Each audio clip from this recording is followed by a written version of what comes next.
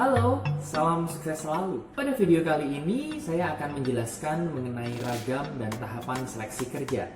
Semoga konten ini dapat memberikan wawasan dan kesiapan bagi kalian yang sedang berproses mendaftar kerja di sebuah industri, institusi, lembaga, atau perusahaan. Apply sebuah pekerjaan tentunya melalui sebuah proses seleksi.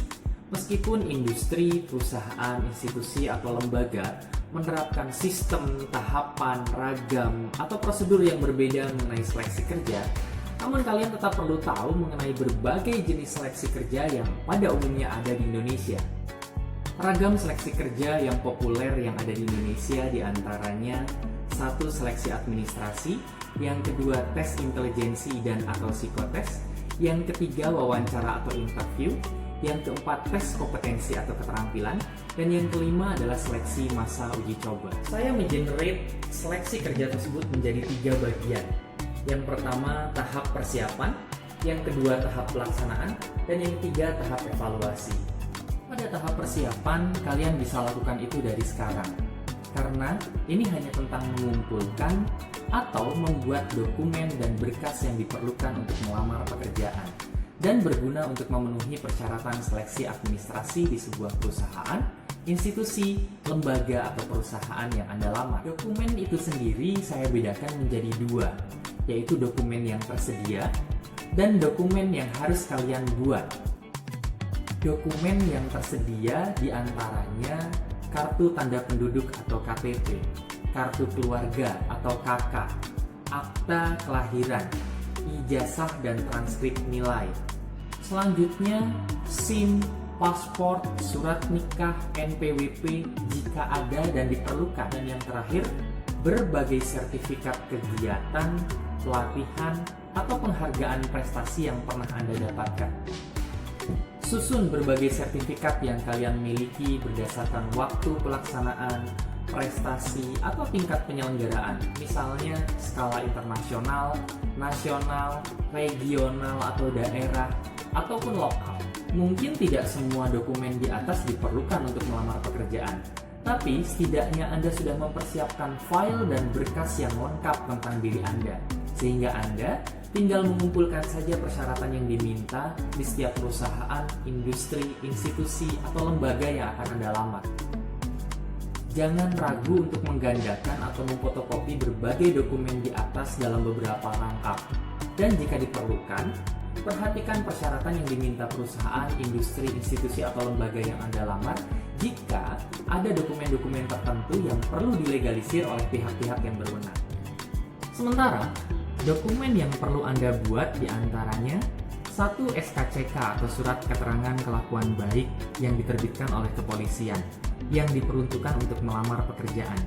Bagi kalian yang akan melamar atau mendaftar CPNS, bunyi dari SKCK tersebut harus spesifik untuk mendaftar CPNS. Yang kedua, surat lamaran, baik ditulis tangan atau dalam bentuk soft file. Dan yang ketiga adalah CV atau kurikulum vitae. Untuk menyusun CV atau kurikulum vitae yang memiliki nilai personal branding yang tinggi, akan saya jelaskan dalam konten video yang lain. Itu dia tahap persiapan yang berguna untuk memenuhi seleksi administrasi pada perusahaan, industri, institusi, atau lembaga yang Anda lamar. Penting rasanya Anda memiliki dokumen keeper untuk mengumpulkan dan mengkolektifkan semua berkas dan dokumen yang sudah Anda kumpulkan tadi. Dan yang tidak kalah pentingnya adalah Anda perlu mempersiapkan soft file yang dikumpulkan dalam satu folder dan disimpan dalam device Anda. Dan jika perlu, semua dokumen yang sudah Anda kumpulkan tadi Anda scan dan Anda masukkan dalam satu folder dan satu file yang akan Anda butuhkan pada seleksi administrasi yang bersifat online. Masuk pada tahapan selanjutnya, yaitu tahap pelaksanaan. Seleksi kerja selanjutnya yang populer yang ada di Indonesia adalah tes intelijensi dan atau psikotes. Kenapa saya katakan dan atau? Karena biasanya ini berbentuk opsional. Bisa salah satu diadakan atau diselenggarakan, atau bisa keduanya. Tes intelijensi pada umumnya dilakukan untuk mengukur seberapa tinggi intelijensi Anda atau kecerdasan Anda.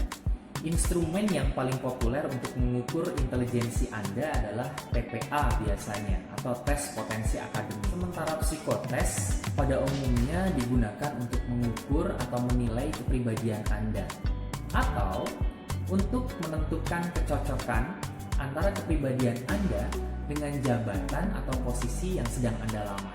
Anda bisa memiliki gambaran tentang ragam tes potensi akademik atau psikotes dari berbagai referensi atau literatur yang banyak dijual di toko buku mengenai TPA, tes potensi akademik atau psikotes. Lalu seleksi selanjutnya adalah wawancara atau interview. Ini yang paling banyak ditanyakan. Bagaimana strategi menghadapi interview atau wawancara? Lagi-lagi saya akan menjelaskan bagaimana tips dan strategi menghadapi interview dan wawancara dalam konten video yang lain. Sementara ini saya akan menjelaskan bahwa ragam atau tahapan dari interview pada umumnya terbagi menjadi dua. Yang pertama, interview bersama HRD atau Human Resource Development dari sebuah perusahaan, institusi, atau lembaga yang sedang Anda lamar, atau bisa dikatakan bagian personalia atau bagian kepegawaian begitu. Dan selanjutnya adalah interview yang dilakukan bersama users atau pemilik perusahaan, institusi, lembaga yang sedang Anda lamar. Tes selanjutnya yang tidak kalah penting untuk Anda persiapkan adalah tes kompetensi atau tes keterampilan. Memang pada tahapan ini atau ragam seleksi kerja ini tidak semua perusahaan, institusi, lembaga yang Anda lamar melakukan rangkaian tes kompetensi atau keterampilan, tergantung dari jabatan, posisi, atau tugas yang akan Anda lakukan di perusahaan tersebut. Sehingga tidak ada salahnya Anda mempersiapkan diri dengan berlatih kembali mengenai berbagai keterampilan yang Anda miliki, mungkin sesuai dengan bidang studi yang pernah Anda tempuh sebelumnya, atau berbagai pelatihan yang pernah Anda lakukan sebelumnya. Setelah melalui berbagai rangkaian seleksi kerja sebelumnya, barangkali Anda akan mendapat panggilan untuk diterima dan melakukan sebuah kontrak. Kemudian dalam kontrak tersebut berisi Anda akan melakukan masa uji coba selama kurun waktu tertentu. Jangan berpikir bahwa Anda sudah merdeka begitu saja, karena pada masa uji coba ini barangkali Anda juga masih dinilai dan dievaluasi oleh pihak personalia, sehingga Anda perlu menunjukkan performa terbaik Anda pada masa uji coba supaya Anda diangkat menjadi karyawan atau staf tetap dari perusahaan, industri, institusi, atau lembaga yang Anda lamar. Seleksi masa uji coba ini saya masukkan pada tahap evaluasi. Itu dia gambaran umum mengenai ragam dan tahapan seleksi kerja yang barangkali akan Anda lalui dalam proses melamar pekerjaan. Semakin luas dan lengkap wawasan Anda mengenai ragam dan tahapan seleksi kerja, semakin siap Anda menghadapi berbagai kemungkinan seleksi kerja yang akan Anda lalui untuk perusahaan, industri, lembaga, atau institusi yang Anda lamar. Sekian dari saya, terima kasih, salam sukses selalu.